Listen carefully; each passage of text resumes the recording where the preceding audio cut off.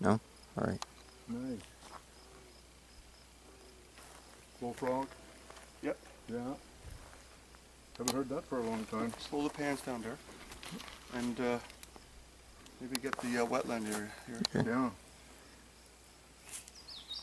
Anyway, you get a lot of that mixed density up here.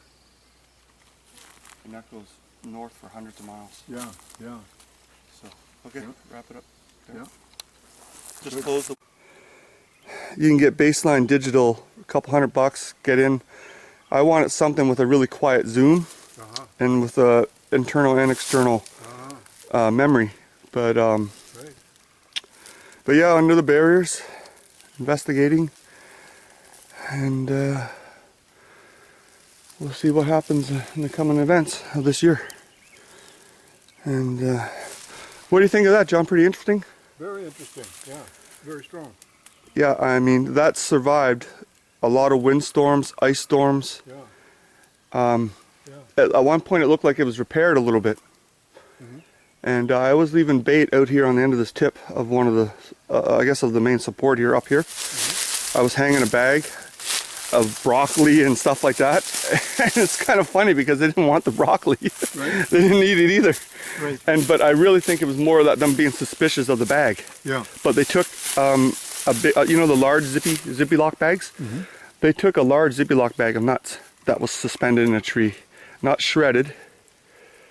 And I've also found, Sorry, chipmunk, I think. Yeah. yeah, I've also found evidence of them dumpster diving, because I found like a raisin bread bag with just the nip, you know, where you usually would seal it up again. I found like remnants of garbage in here that they've maybe been visiting, people putting their stuff out to the curb. And there's a bunch of, well, that could be accidental too, but you see there's like 5 or 6 of a bit of a lean-to thing going right in behind here. And I mean, it looks a lot better in the winter when the foliage isn't on. Yeah.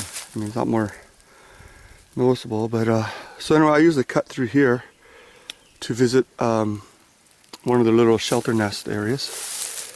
And yeah, you got to watch yourself in here in the winter. The ice and everything. Yeah. Very treacherous. But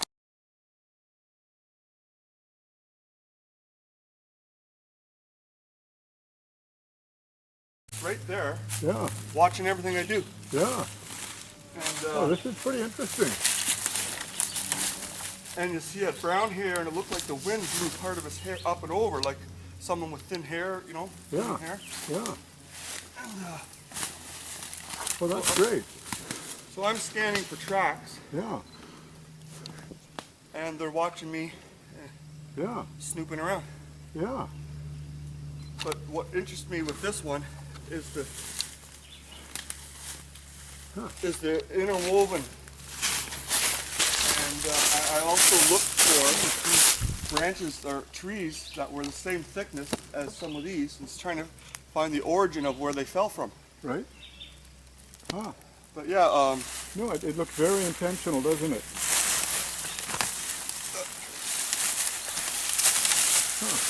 Well, thank you and very it's much. square. Pardon? It's squared. I see that. I see that. Yeah. So I do a little walkabout this way. I want to investigate, like I said, the branch break. Yeah. And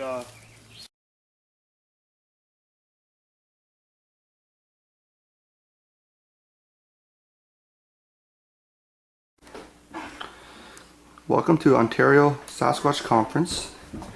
Our special guest, John Bindernagel from Vancouver Island, will be interviewed by Derek and Claire from Eastern Ontario.